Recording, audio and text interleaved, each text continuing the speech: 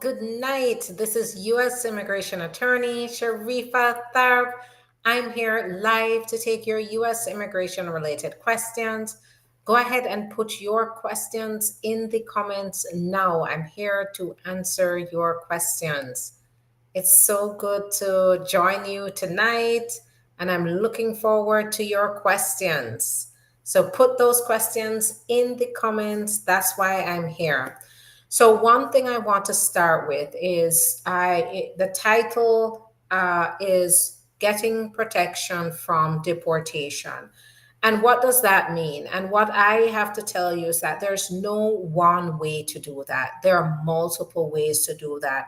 And it really depends on your circumstances. And that's what we do here at SC Law Office is we listen to what your circumstances are and we tailor the solution based on what you're going through.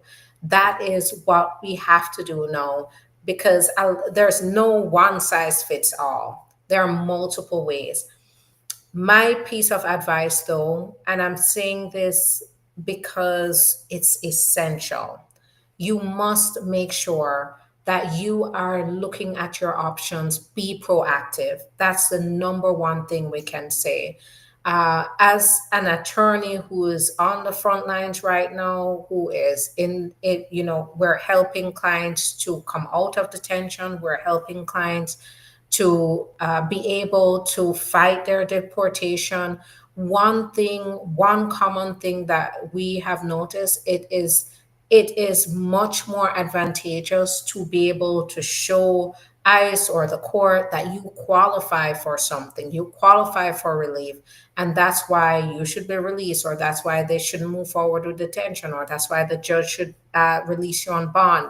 It's very important to understand that advantage. And the way, for example, our clients who have had no issues, like for example, they've gotten a notice to appear, maybe because of a previous issue, they've gotten a notice to appear.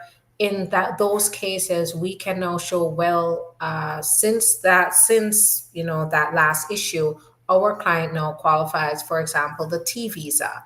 And because of that, they then consider very carefully what to do next. The judge considers that very carefully once we can show that there is a qualification. Now, even if you are in court, having relief, having being qualified for something means that you can fight your court case as well because it's our new reality. Many people, even people who are applying for employment work visas or work status here, are getting, for example, H-1Bs. If somehow they're transitioning from one employer to the next, and they get terminated, they're not even giving them time during the grace period to find another job before they're issuing notices to appear. So even individuals who have not yet overstayed are getting these types of notices to appear, right? So it's important to understand that this is a reality that you have to make sure you're prepared for, that you understand your options. And guys, having an attorney who understands your case and understands your facts can be advantageous if anything should happen. So, if you have received my email, I usually provide um, emails every week about updates in the policies. And one thing I did list out 5 things. So if you are not on the email list, go to the link in the profile and you'll be able to fill out the form. Once you fill out the form, it also subscribes you so that you can get those emails. Those emails, what I do is I send emails that provide you information about immigration updates, what's going on, what to expect, what options are out there. So it's a very, very good, if you want to be on top of what's going on, it's a very good resource to have.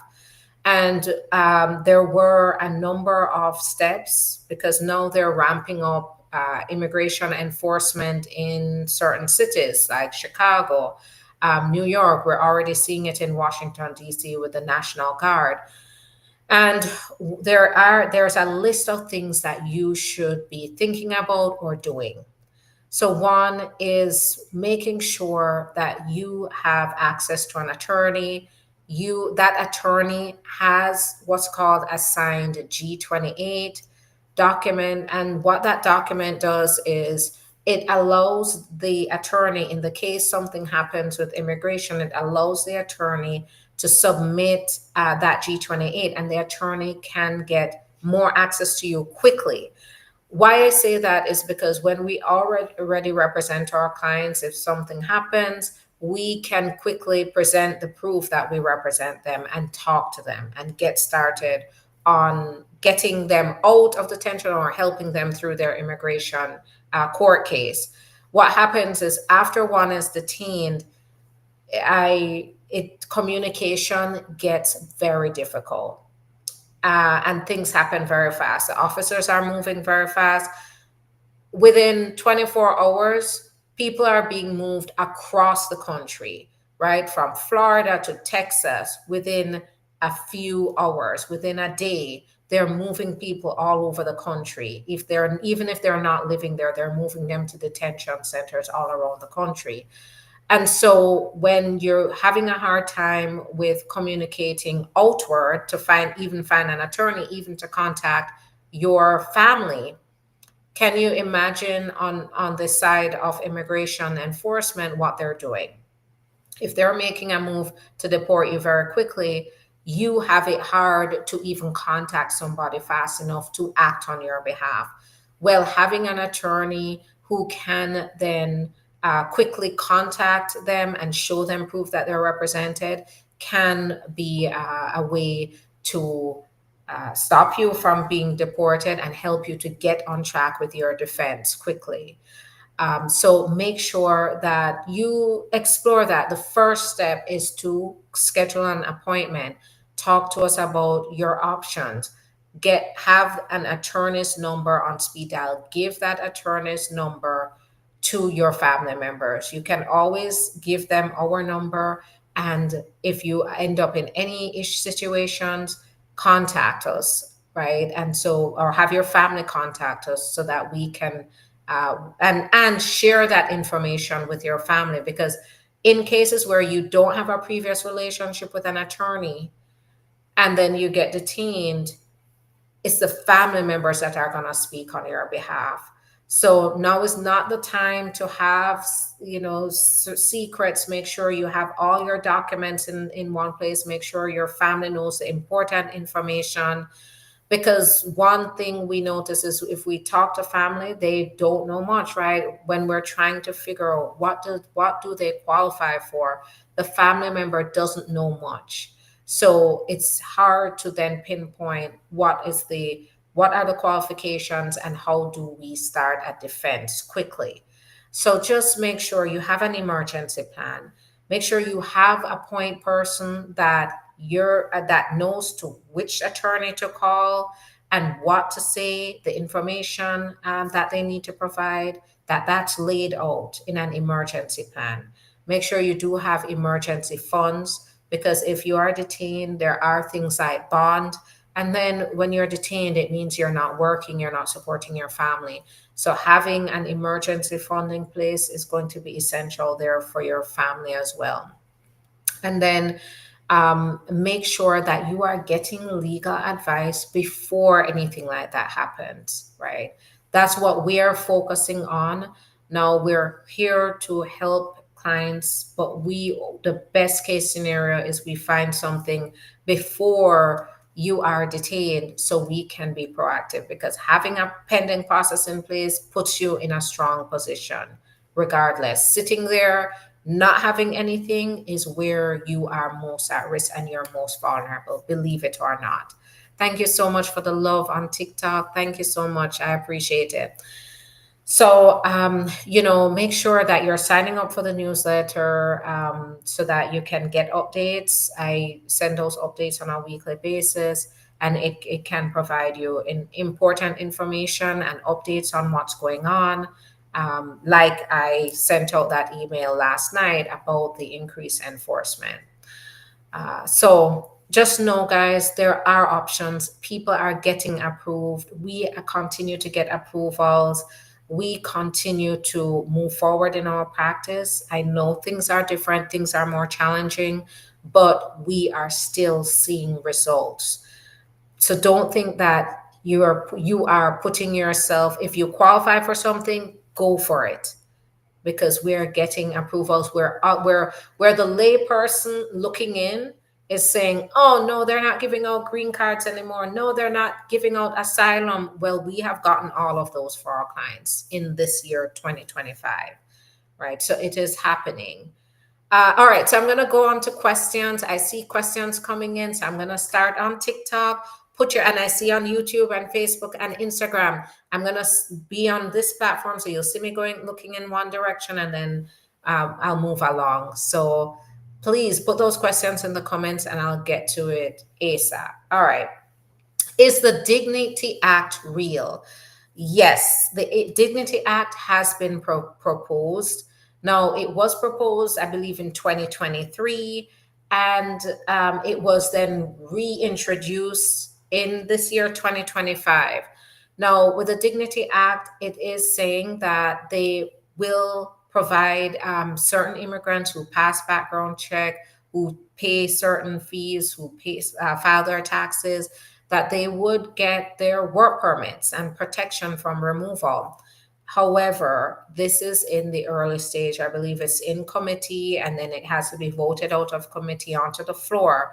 So it's still in the early stages. What I would say realistically, right now, the rhetoric is not indicative of a wide support of this bill. I know it is both sides, a Democrat and a Republican came together and put this bill together. However, my hope is, as conditions improve, as we continue to fight and advocate for immigrants, as the country continues to see that the mass deportation of immigrants is not the key, and America actually loses from that, that we businesses, advocates come together and start to lobby for this kind of bill to be passed, right? So unfortunately, I think the country is going to go through a tumultuous time and observe the effects of losing immigrants in this country, to be able to get to the point of saying, we actually need this bill. Mass deportation is not the key. We need this bill. Right. I think there's going to be gradual support for this bill. So I do have hope. In the meantime, we have to look at the options, the cards that we are dealt right now. There are still options in the meantime. I do hope that this passes, but I think it's going to take time. And right now, to fill the gap, we need to look at the options we have now. All right. How long does it take to get a response for T visa once you file? 4 months, 3 to 4 months now to get the receipt notice first. I'm a Nigerian passport holder, but a recent green card holder. Can I travel for a few days to the UK? Green card holders can travel. However, keep in mind, as everybody is facing, now we see, right? Before the administration came in, it was all about who's the illegals, who's not illegal, right? And I'm not illegal, so they need to deport those illegals. And you saw this division, even among immigrants, who talked more like, oh, they were in a better position than people who are undocumented. Now everybody's facing an increased risk of detention. All immigrants, right? We're seeing people, green card holders, going in for citizenship interviews and being detained. We're seeing green card holders traveling and being detained, right? We're seeing people with visas, students getting their visas revoked. We're seeing they're going to change H-1B rules, right? That's going to affect immigration in employment base. So everybody is facing H-1B holders are getting notices to appear in court if they get terminated from their job. They're getting notices to appear even during the grace period. So what I say here is it safe to travel? As a green card holder, you can travel. But as everybody is facing an increased risk, you need to be mindful of what's in your background right now. Is there anything that you're worried about? Is there anything that's going to put you at an increased risk? I would say even having DUIs, having misdemeanors, you need to evaluate. And that's what here at the firm, what we do when people come with records, you should never, an attorney should never, unless they have dealt with that issue before and they are positive, they know that statute, they know the effect of it, you should never, it does not, when we're dealing with criminal issues, we have to research how is this statute that you are convicted under, even if it's a misdemeanor, going to affect you. Is there going to be a negative immigration consequence?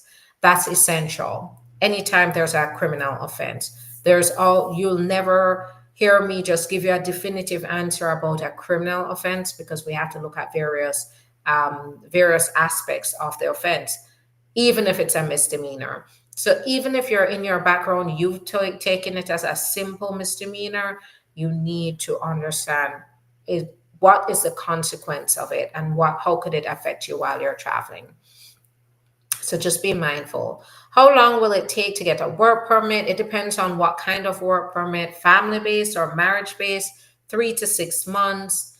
I'm seeing it even less time. We just got one in 2 months within 1 week of the biometrics. So that was fabulous. VAWA, 6 to 12 months. T visas, right now we're seeing a little over 8 months for the work permit. And the bona fide just come a little before the work permit. U visas, we're seeing 2 years, a year and a half to 2 years to get that. So it just depends on what. How long does it take to, okay, so I answered that.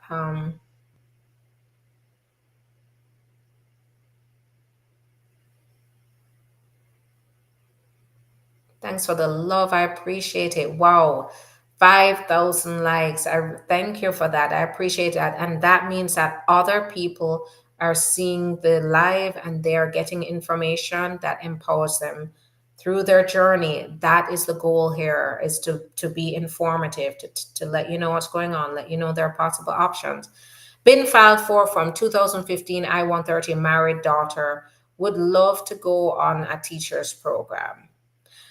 So the I-130, usually they will look, and they sometimes they do give the visas as long as they feel like your risk of overstaying is low, and you don't have an immediate permanent intent. So I've seen visas even with a pending I-130, but it depends on your ties to the country, your qualifications, and so forth.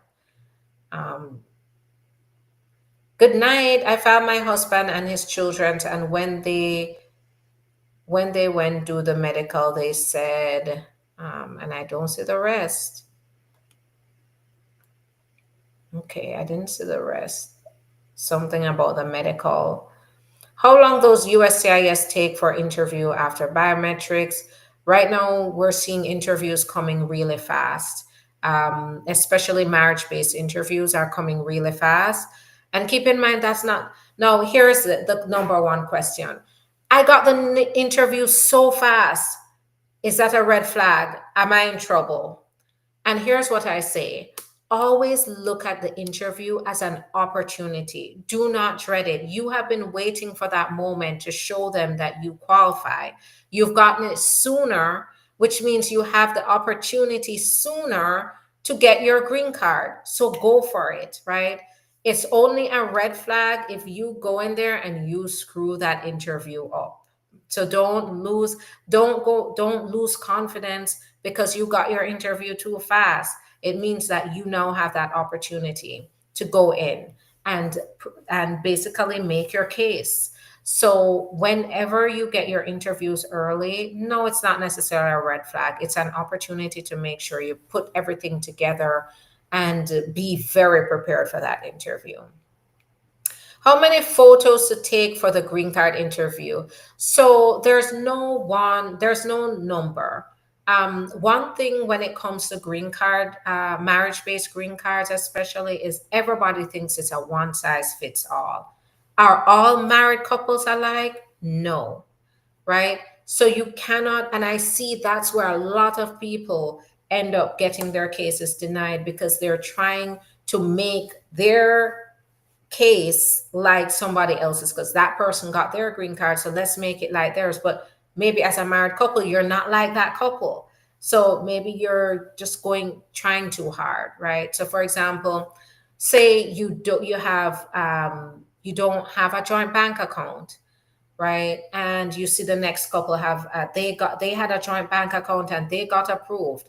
That's great, but you don't, right? And but say now you go open up a bank account, but you didn't have a bank account together to begin with for various reasons. So now you have an empty bank account. Well, guess what happens? You send in that empty bank statement just for the sake of checking a box that you have joint bank account. Guess what happens? It turns into a red flag because the officers are trained and they are looking now more than ever. And I've seen it. I saw it in the last Trump administration when I practiced under the Trump administration previously. That was the thing that came up. Well, we see you have a joint bank account, but that says nothing because it's empty. So you guys are not doing any transactions because remember, any two people can go open up a bank account. So my whole thing is don't do the goal shouldn't be to make your marriage based case like everybody else's because it's not a one size fits all. For example, when I have couples that don't share a bank account, then what I ask, well, what do you do then? If you don't have a shared bank account, what are you doing? Do you sell each other money? And they'll be like, yeah, we cash app each other. Well, exactly. That's a transaction that occur that spouses do that. Sometimes the spouses they don't commingle their funds, but they send each other money to take care of the bills. One might send to the other, and they take care of the bills that way. That's how that would be more appropriate evidence in that case if you don't have a shared bank account. So now back to your question. Just gave you some pearls there, but back to your question. How many photos? Well, what I would say is, you know, get what the officers really like when you bring an album, buy a little album and fill it, just not a huge album, like a little album, and fill it with your best pictures, right? I say the best pictures to provide are um, different places, seasons, holidays with different people, friends and family. Often the officer will look at the pictures and ask, who is this? Who is this? To make sure that, okay, if you're in the picture of these people, who are these people that the family members you're hanging out with? When was this? What was this occasion? So your best pictures are going to be just your time spent together in different times, different seasons, different places, different holidays, different family and friends. So keep that in mind. And that showing that may be 5 photos, that may be 10 photos, but just show a diverse number of photos. Whatever you do, don't just go in there with your wedding pictures. That's a red flag as well. Providing a marriage based packet with and listen to this because this is a pearl, and this is where you definitely want to get representation because these are the things that we make sure we can we do for our clients, is to make sure our clients are submitting the information that the officers can truly use to determine you have a bona fide relationship. So here's the deal. When you're putting these things together, Do not put empty bank statements. Red flag, right? It just showed you opened a bank account with a spouse, nothing more. That's a red flag because it's not showing you're doing anything. Don't just send your wedding photos, because sending wedding photos alone, red flag. So you mean the officer's looking, so you mean this time you're together, you have nothing else to show, just some wedding photos? Oftentimes, those made up marriages, they just go take pictures for one day and then put it in. So that turns into a red flag for a made up marriage as well. Um, if all the expenses are on the immigrant spouse's side, that's a red flag. So, for example, immigrant spouse is paying for insurance, immigrant spouse is paying for all the bills, immigrant spouse is the main person on certain accounts. Immigrant spouse affidavits, no, nothing from the U.S. citizen, right? Like the U.S. citizen, it's showing the US citizen is not invested in the process. That indicates fraud too, or a made up marriage, because it shows that the immigrant is the one that's truly invested in their process and not the spouse. They may just be sitting back and maybe being paid to pose as a spouse. So it's important that both the husband and wife, or the husband and husband, or wife, make sure that you are fully, the both of you are working together to fully be invested in the process, right? So if you're going to include affidavits, it should be from the the U.S. citizen side, and it should be from the immigrant side as well, to show there's a balance, right? Ensure if bills, it should be shared bills. But for example, life insurance, if the immigrant spouse got the insurance, and then the US citizen spouse is the beneficiary, then once again, they're more invested. They're the one that went and got the life insurance and insured their life and gave it to the spouse. So it's showing that they're doing more. And I've seen those questions come up. So I have seen those questions come up in requests for evidence and notices of intent to deny. And especially after the interview. The interview is usually where they will be like, all right, we'll give them a chance to interview. And then if the interview doesn't go well, plus that evidence, it usually goes downhill from there. So just take that advice, that information, that's crucial. That's really good information I'm giving. A good night. I filed for my husband and his children. Okay, so I answered that. I'm coming, Instagram. I see the questions. I'm coming. Um, I applied for my wife outside USA. I-130. I still wait for 20 months, no change yet. What should I do? So if it's outside of case processing time, sometimes you can put in a case inquiry. I have a question. Can I travel as a permanent resident of the United States without any crime? Permanent residents have the right to travel. Now, you have to just be mindful of your own background. If there are any concerns, get legal advice so that you're not, running into any increased risk that you're not aware of. After interview, I-130 changed the interview canceled. I-485 changed to actively review. What to expect?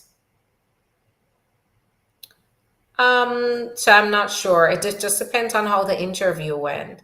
What if you're over 21 and overstayed your visa, but your dad is petitioning for you to? So I would say right now you're at an increased risk for getting a notice to appear. The population of people who are here who don't qualify for adjustment of status, who overstayed and are now having petitions submitted for them, you're at an increased risk for a notice to appear. This is where I say it's very important to get legal advice, because submitting certain petitions without an adjustment of status, or even if you submit an adjustment of status but you didn't qualify for it, means that you're at serious risk to get a notice to appear. So make sure you're getting legal advice. And we also look at other options. If you overstayed, we want to talk to you because we want to ask to see if you can qualify for other options. Should I bring all the requirements from USIS to the interview? Yes, yes, yes, yes. If you see it on that list, on the notice for the interview, bring it. Now, if it doesn't apply to you, you don't have to jump through hoops to try to get something that doesn't apply to you. But if it does, do everything you can to make sure you have everything there. Because I have seen interview decisions being delayed because that somebody missed that one thing on the interview notice that the officer happened to ask for. Is anybody can be deported on master hearing if she has a misdemeanor? So, no, the master hearing isn't where the final decision is made.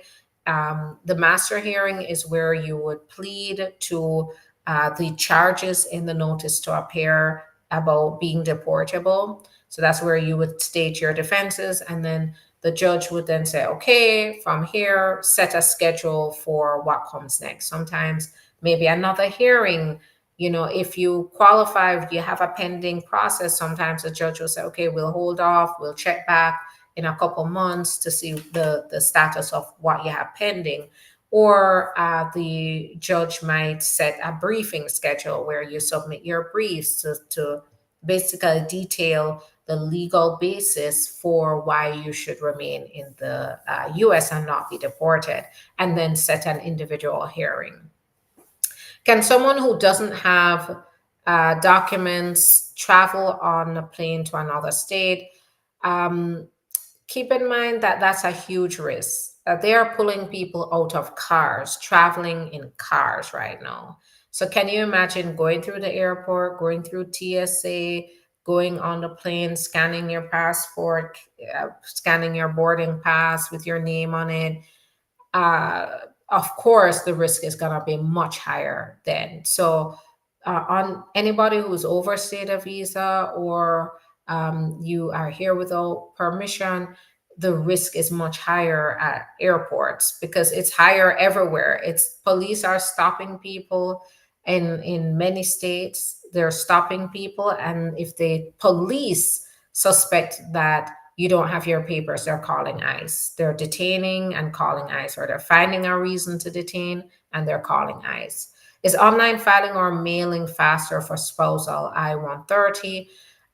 So we use wherever we can use the USCIS portal to file.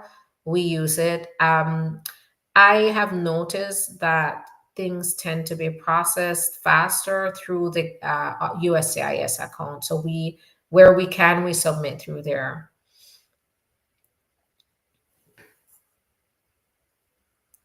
How long does I-130 take for a minor in Jamaica filed by a US citizen? So I would say a year, year and a half. 2 months after interview, no response. Sometimes it can go as long as 4 months, sometimes even longer, depending on your case. What about someone who got a waiver for their crime, like a 212H waiver and green card? Can they travel? So the presumption here is that they already know about what happened. They gave you forgiveness. You got your green card. That should be fine. Keep in mind, I'm not giving you advice to travel because I don't know your facts. But just from a practical perspective, they already know about it. If you have anything that is not in their knowledge, so a new offense, or you never brought it up in the past, you never put it on your application, that's where the risk definitely goes a lot higher. How long is a waiting time now for a T visa? So it's almost 2 years, 22, I would say 18 to 22 months. If you come on a visitor's visa, get married in a month time to a green card, or would there be a problem?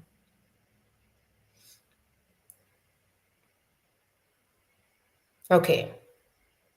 So this is now, always get legal advice, get legal representation. I can't stress that enough now. The way that this system is set up, it's set up in a way. I would say it's set up for someone who does not understand the process to fail. If you don't understand the process, it is a setup to fail. Because they're making the requirements so much strict. They're nitpicking at any little thing, and now they've implemented new policies that basically say they have the right not to give you second chances. If you make a mistake, they can deny and send a notice to appear. So it's very important to understand that you need to make sure that you get legal advice. Now, that why I said that, because it says here you come on a visa, you marry a green card holder. How does that look? Well, um, you have to be very careful about that. Overstaying, marrying a green card holder, overstaying your visa is going to get you stuck here. Unless you're qualified for VAWA, where your spouse is mistreating you, you can stay here for VAWA. But if your spouse is petitioning for you, then you and you overstay your spouse is a green card holder, you're going to be in trouble. So it's important to understand priority dates, right? If you don't understand priority dates, once again, that's a setup to fail, because that a lot of this is, when do you file adjustment of status? Do you qualify for adjustment of status? Is based on categories and priority dates, and what's your current immigration status now. So these are the things that we have to weigh carefully, especially if you're married to a green card holder and you're here in the US. It's possible to get a green card, but you just have to make sure the timing is right, you do everything right. Most of expenses are made by the US citizen, no joint account, because the immigrant has no income. So yeah, so what I do find, I mean, once the US citizen is invested and it shows they're fully invested, I mean, it's a no-brainer in most cases. It's fine, because it shows that it's a US citizen that's fully invested in making sure that their immigrant spouse gets through the process. But now showing that on paper is going to be essential. Yes, I was in removal and the judge granted the 212H waiver and the green card. They are aware of the crime. So you did everything the right way, right? That is legally the right way. The judge, they evaluated your criminal conduct. They determined they're going to forgive you for it, give you a waiver, and give you the green card. Now, if you're concerned about anything else in your background, definitely get legal advice. 3 months ago, my I-130 counted down to taking longer, and last week my I-45 did the same. That's what they do. That status check thing or time processing thing, calculator, it goes up and down. You can't depend on it. Don't hold your breath. What if you file for the T visa from last year? Will it still take 18 to 22 months? Um, yeah, I would say, but count from the time of filing, from the time you filed. So that means, you have a little more time. After master hearing, how long it take for next individual hearing, and if it's denied, can we appeal? You can appeal. Absolutely, can appeal. It no, we've seen individual hearings laid out 2 years. For detained cases, those go in within months. So that's another reason why you have to jump up and be fast, because the detained cases go very quickly, more quickly. I shouldn't say very quickly, because when you're locked up and you're locked up for 6 months, that can feel like an eternity, but detained cases tend to take about 6 months versus non-detained. You could be looking at like a 2 year timeline. I recently arrived to US with L1 visa. Do I have a chance to get green card? What's the process? Yes, your employer can sponsor you for the green card, or if you qualify in any other way. If you are arrested for domestic violence and the charges was dropped, can you travel?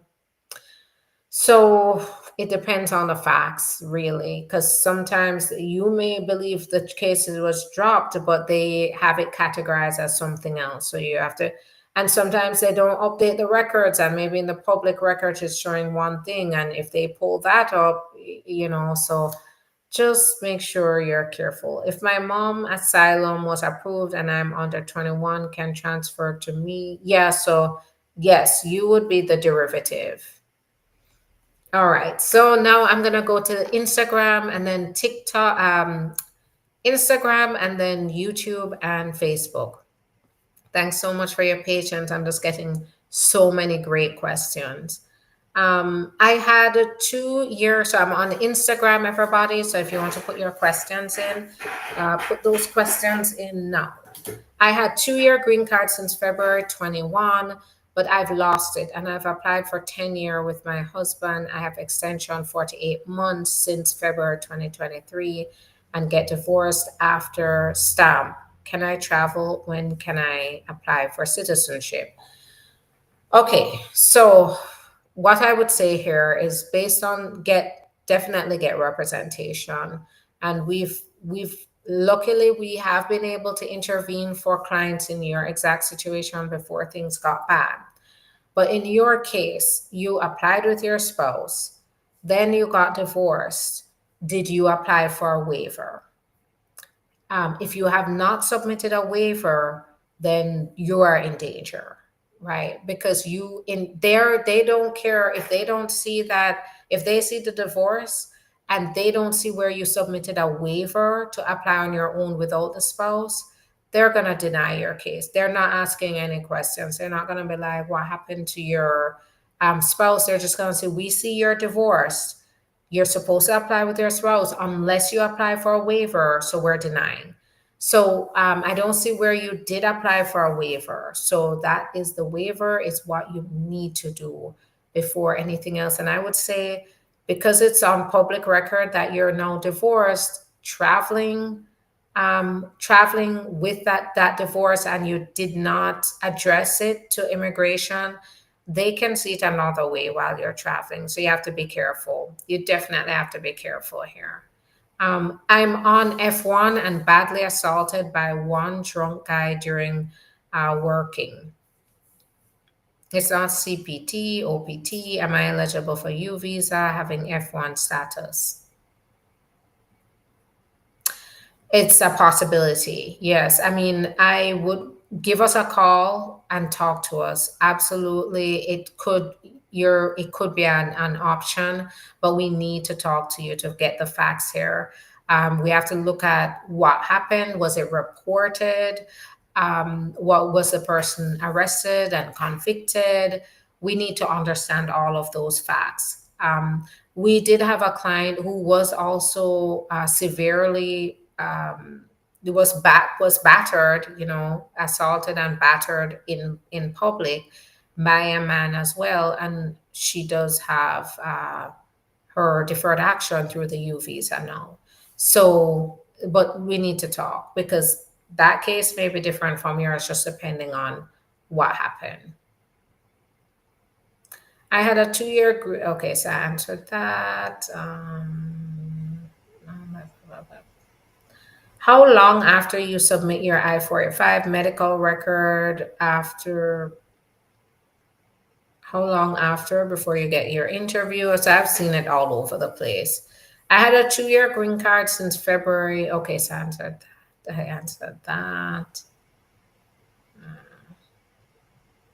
Got biometrics in July. T, what's next? So after biometrics, bona fide, I see July T. I'm assuming that's a T visa, bona fide determination, and then work permit. I had a 2 year green card. Okay, so answer that. Can my brother in the army apply for a permit for me? No. Um, so usually there's what's called military parole in place, but that's for parents, immediate relatives of the military member, spouse, parents, children, but not siblings.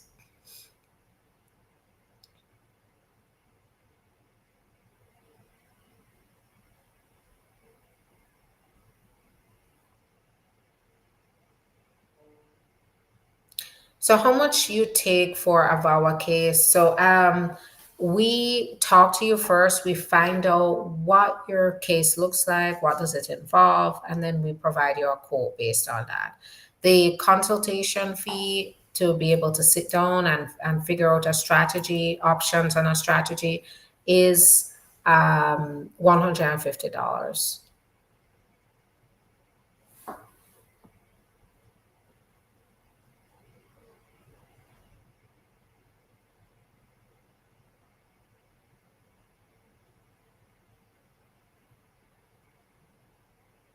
Can a J1 internship visa holder apply for EB3 if there's no 2 year? So keep in mind, and this is where I say if you're not familiar with the procedural requirements, you need to slow down and definitely get representation. Because, yes, okay, you have the J1 visa, but there are a number of questions. When it comes to the J1, are you subject to the 2 year foreign residency requirement? Um, and then also with the EB3, what's your priority date based on the country that you're in and based on well, you're EB3. So based on the country you're from, what's your priority date? And can you stay here? Will it be, is a priority date within reach to the point where you can stay here and apply successfully for the green card? It's a timing issue. So always talk to us to figure that out. Will getting visible tattoos, non gang related, of course, affect me to get my green card? I'm DACA. I'd be very careful. And I know you said non-gang related tattoos because that's never usually the option. But they do look at those. They do look at tattoos. You just have to be careful what the tattoos you get. So you have to be very careful because they do look at it. So make sure you're not getting any tattoos that could have some implication of gang membership. Is a U visa notice of action a valid document to stop ICE for deportation? Great question. So, what I would say here is a receipt notice is not a guarantee that is going to stop you from being detained. However, it can help. It can help, and even if you're detained, it can also serve as a way to get you out of detention in the future. So having carrying your receipt notices with you is a definite recommendation that you carry with you to show that you have a process. For Visa T, what's processing time frame for the work permit? So it's right now. Right now, hopefully that improves, but 3 months for the receipt notice. Before it was 2 weeks. Now it's 3 months, 3 to 4 months. Then I would say 2 months for biometrics, so that we're at 6 months there. And then after the biometrics, about 2 months um, for the da, da, da, bona fide determination letter, and that provides you protection from deportation, by the way. So we're at 8 months. I did this past a week, we got the bona fide and the work permit at the same time, and I'm seeing more of those now. So hopefully that will be the case. So at 8 months, possibly you could get your work permit and your bona fide. But sometimes the work permit tends to come a little later. So we're looking at a possible 10 months to wait for the work permit. The bona fide, though, it's having a T visa or any pending process, it means that you can show that you may deserve to be here, that you possibly have a defense to deportation. So it still puts you at an advantage more than someone who has nothing to show for it. And we've seen this with our own eyes, guys. So that's one. The bona fide determination clearly states that it puts a stay on removal, which means as long as your case is pending and you have the bona fide determination, they will not move forward with any removal proceedings against you. So even before the work permit comes, you're getting protection. Then if they issued a 4-year work permit while you wait for your T visa to be processed, upon approval of the T visa, you're looking at another 4-year work permit. So it's a very, very good thing to still have a pending process. USCIS returned my application today because I used the old I-485 form, but they stamped all my documents, including wedding photos. Do I have to print all of them over again and submit the document like that? So I am not your attorney and I haven't looked at your documents. However, what I would say is if correcting the mistake, you can correct whatever mistake they're telling you to correct and still you don't have to reprint everything, but make sure you're correcting that one thing that they need correcting. And that has worked out fine. Um, so but I'm not your attorney, so you have to take this at face value, right? Because I have not looked at your documents. I have not seen what they've done, what they've said, where the error is. It just depends on the error. How much does your office take to go to an interview with a client? So we only go to interviews with our current clients. So if you've retained us to take you through the whole process, we do provide the option to go to the interview with the client. So that is a process, that an option that's built into the representation. Right now, we are not offering to go to interviews for individuals who we didn't file their cases. So yeah, so there it is. We don't do that.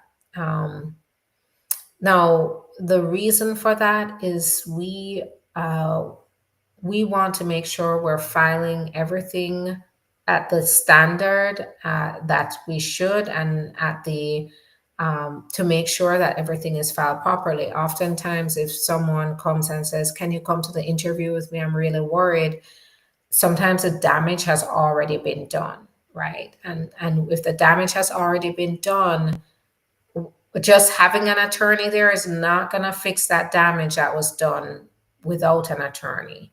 So keep that in mind, guys. Is you don't want to be in a situation where you're now scrambling to try to get an attorney to go with you because you think that's going to fix the whatever you're worried about. Can you apply for I-485 while the I-130 is still waiting for approval?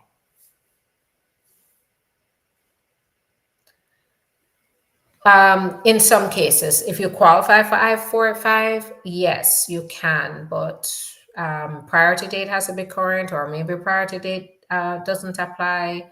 But in the cases where priority date is current or doesn't apply, and you're here in the US, those can be filed together.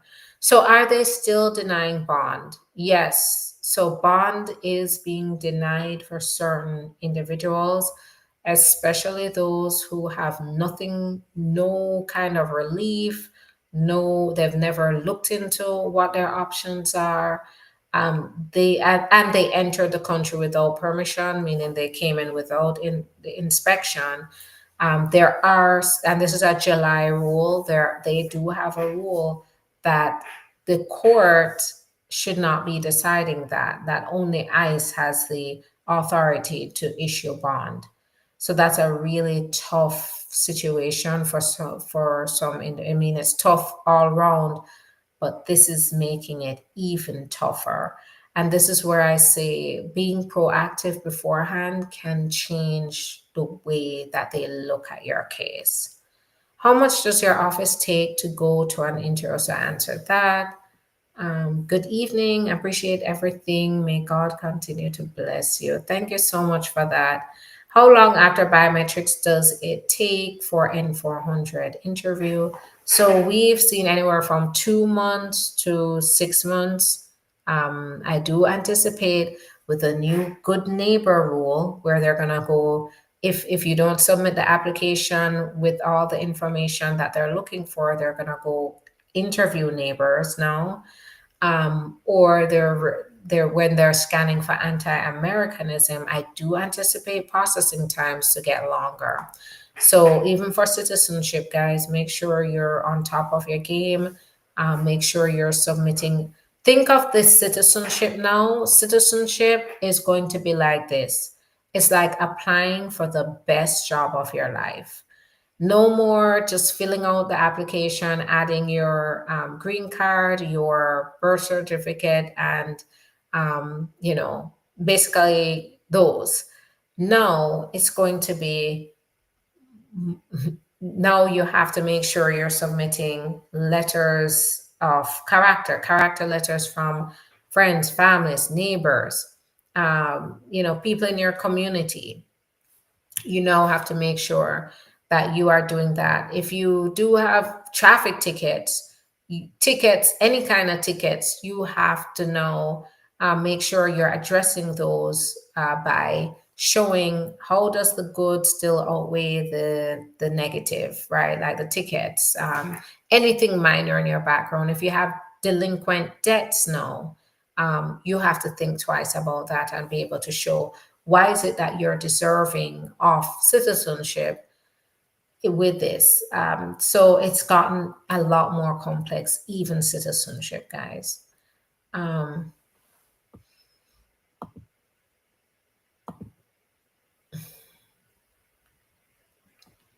how long is it taking for a T visa applicant after bona fide to get EAD? Since early February? So I would say count about 10 months.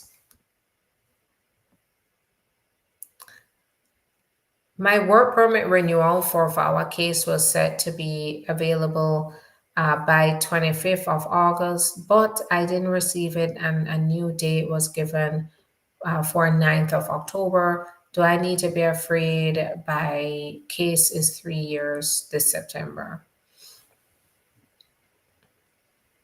I'm not sure what you mean by it was set to be available. Right, I'm not sure.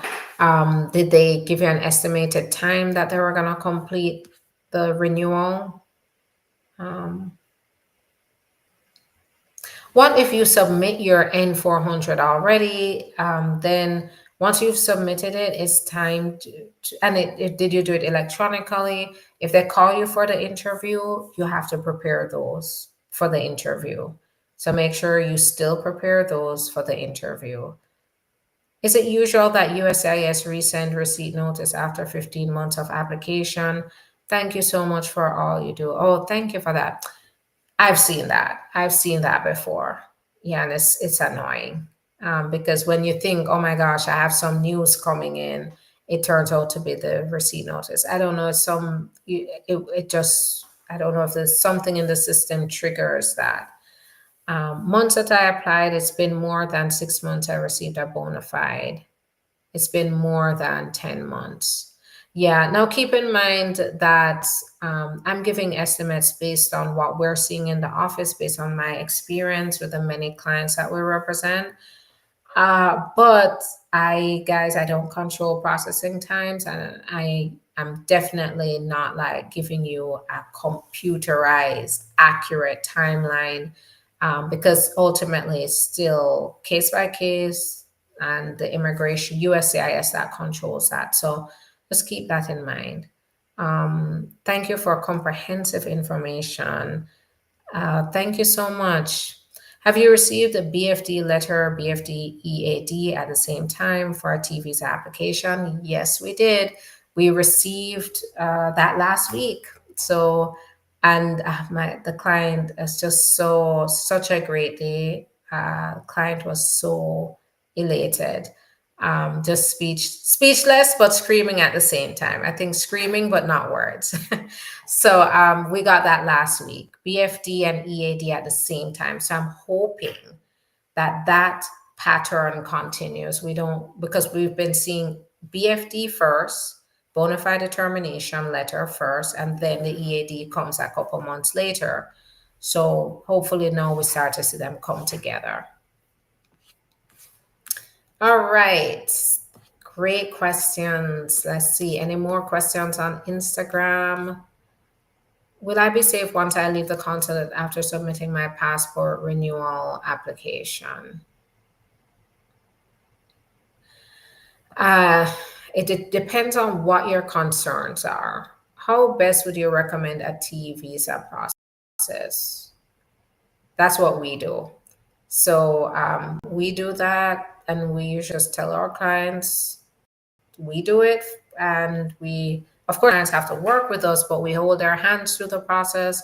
We get through the process, but we take the brunt of the work. We do the brunt of the work. So give us a call. So for TVs after bona fide, it's 10 months wait, because I have received my bona fide and it's been more than 6 months, no EAD. Um, yeah, so it just depends, but 10 months from date of filing. I would say 2 to 4 months after the bona fide.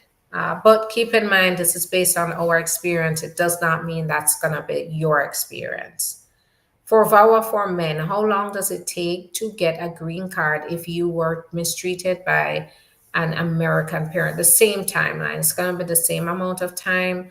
So about 3 years, 3.5 years now. Hello, ma'am. If I come there nowadays, will I be able to file asylum? I am being tortured here because of my atheist belief. I'm so sorry that you're going through this. What I would say is give us a call and talk to us about what you're going through.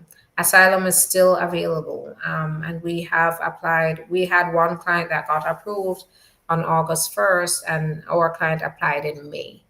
So it's still possible, and our client did come in with a visa. So,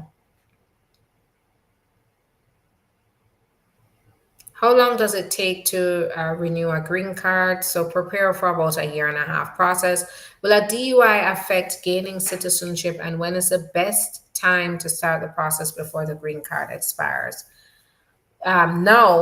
Now that we are dealing with the good moral character changes, yes, I would say, you definitely need to make sure you put, whenever you have any issues in your background, no, they said even non criminal issues can be an issue. So yes, it can. They can tell you no, no. So they're gonna look in your area, and they're gonna determine how does the average citizen in your area behave. Is it average for somebody to get a DUI? If the average citizen, if so, then okay, maybe you'll fit in. But if that's not the case, they are gonna hold that against you, and they may do additional checks, like go and talk to neighbors and your work and stuff like that. So it's, yeah, very involved now. So give us a call. We can talk to you. We can evaluate all your circumstances and move forward from there. Can I start the F1 visa process while my passport is being renewed?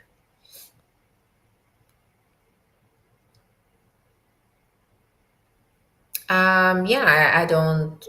Now, keep in mind that to get the visa, you usually need to have your passport. If you have your passport, by the time they're approving you're applying for the visa or going in for the interview, then that should be okay.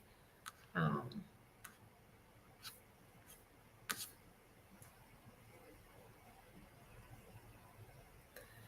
I applied for my VAWA along with my EAD in 2023, but my EAD has been pending since. Is it normal?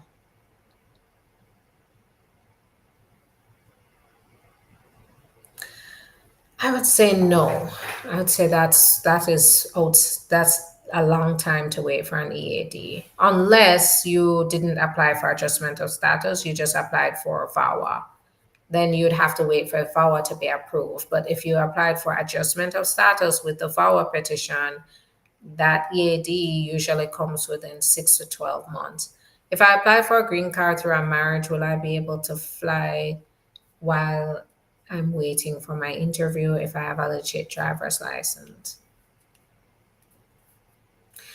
It depends. I wouldn't, I'd have to look at your current situation, your status to determine what the best course of action would be here. You're very welcome. Hi, can I ask you something? I previously stayed in the US for 9 years with an overstay due to asylum. Does that mean it's legal and I returned to my country not because of deportation, but because rejected and it's been 14 years since then? Can I still apply for US visa again? So if you applied for asylum and you spend the entire time waiting for asylum, they don't hold that as unlawful presence. So you're in a sort of gray area. So technically, you shouldn't be inadmissible because you sounds like once they denied it, you just left. And so you should not have accrued any unlawful presence that would result. But keep in mind, that's where that is best to discuss in an appointment with us for sure. Can you apply for a visa to come back?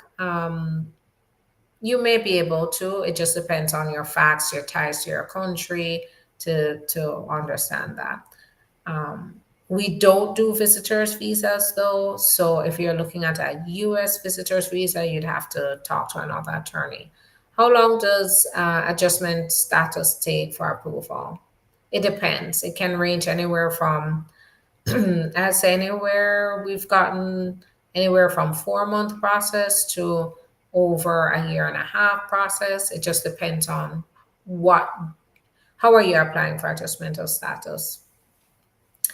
How much does it cost to get a green card without marriage? So it depends on whether you qualify for one of those options.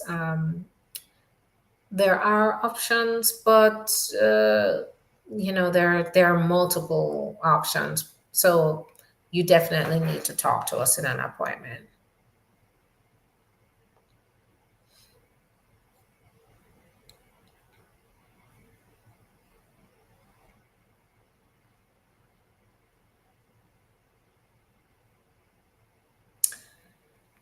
Hello, does anybody can help here if anybody get two different interviews? So two interviews could be concerning their if they've so it could be called a Stokes interview if they scheduled a second one, and that is usually you have to be very prepared for that one. All right, so is medical asylum an option for me since my medication is not available in Jamaica? So there's no such thing as a medical asylum. Um, yeah, they do give people visas for medical treatment. So you'd have to show that that's not available. Your treatment is not available in your country, and maybe you'd be able to get a visa for medical treatment. But there's no such thing as medical asylum.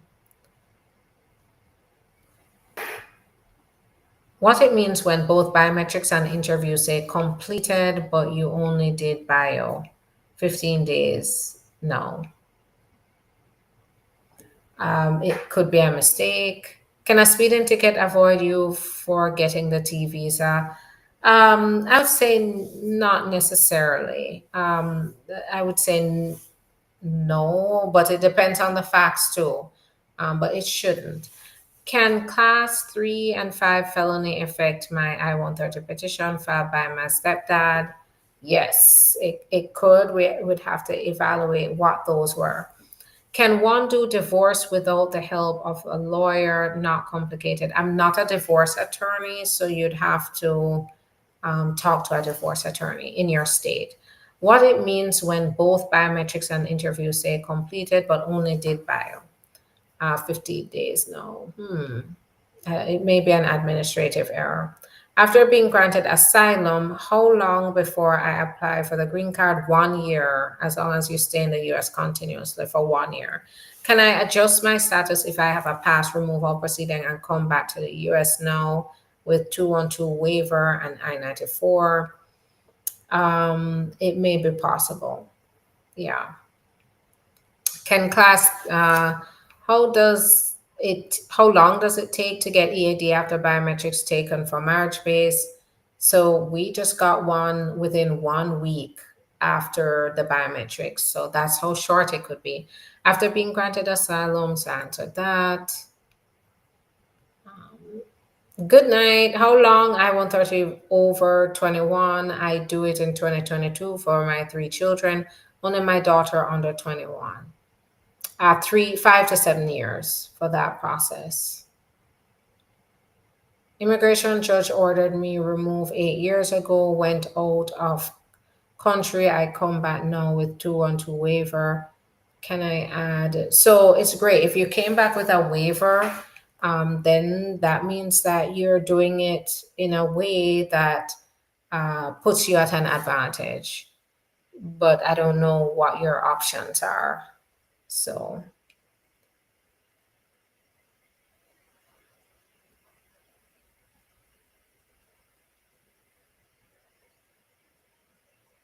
what it means when both biometrics and interviews say, okay, so I answered that.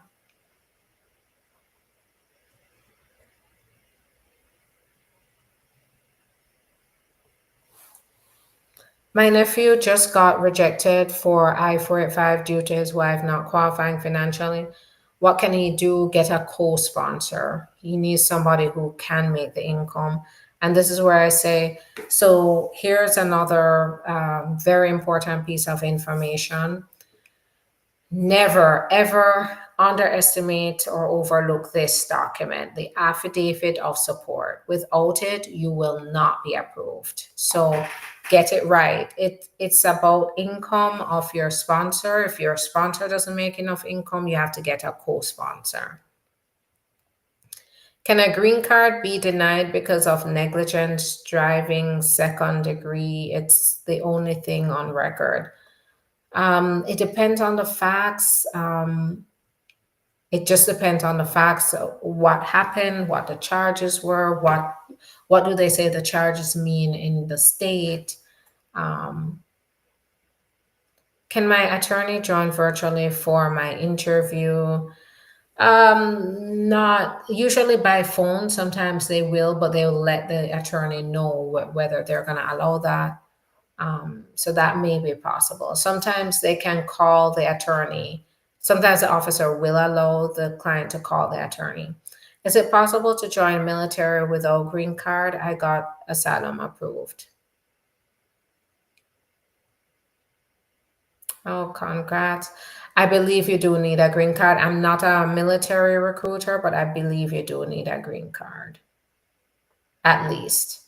My mother, who is a citizen, applied for me, adult single child from March 2019. No response yet because it takes 5 to 7 years. If you would like to talk to us here at SC Law Office, it's really easy.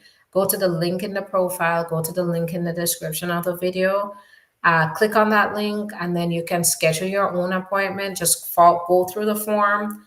And what that form does is we don't want to waste your time and money. So that form is not a substitute for legal advice, but it does let us know whether you have anything we can possibly help you with, right? And that helps you to avoid, because a lot of people say to me, how do I know you can help? Well, that is one way that we help people to save their money. If there's nothing that we have, the service that they need is not here at the office, we don't have an option for them, we don't charge. So the form is there for you to go through, answer the questions, and it will tell you, okay, you can go ahead and schedule and give you the option to confirm your own appointment. Go ahead and do that because our schedules are filling up. That's how you can talk to the attorneys here. Attorneys and us work very closely together to be able to come up with a plan for clients and move forward. So that's going to be the first step. How long is it taking to get T visa receipt notices? 3 to 4 months. I'll be a 3-year green card holder on May 2026. Can I go to the Philippines this December without any problems coming back? It depends on your background, I would say. Can we get a consultation over the phone? Absolutely, we do video and phone. So give us a call, go to the link in the bio, click on that link, and you'll be able to do that. What's the wait on T visa? T status received certificate, but no update. So I would say 18 to 22 months right now. Is it possible to join the military without green card? I believe you need your green card. I'm not a military recruiter though, so you'd have to call them. All right. Okay, I am gonna head out. I will be back tomorrow. So go ahead and save your questions for tomorrow. As I always say, like, subscribe, share, hit the notification bell. That's how others see the information that can empower them through their journey. And that's how you're going to see me. I can pop up every time I go live, you'll get notification. Thank you so much for the love. I see 12,000, so 12.7 thousand likes. Thank you so much for the love. I appreciate it. And that means other people are getting the information as well. So thank you for participating. Thank you for the great questions. I will be back tomorrow. So I'll go ahead and answer your questions then. All right. Have a good night, everybody. Bye bye. Be safe. Have faith and be solution oriented.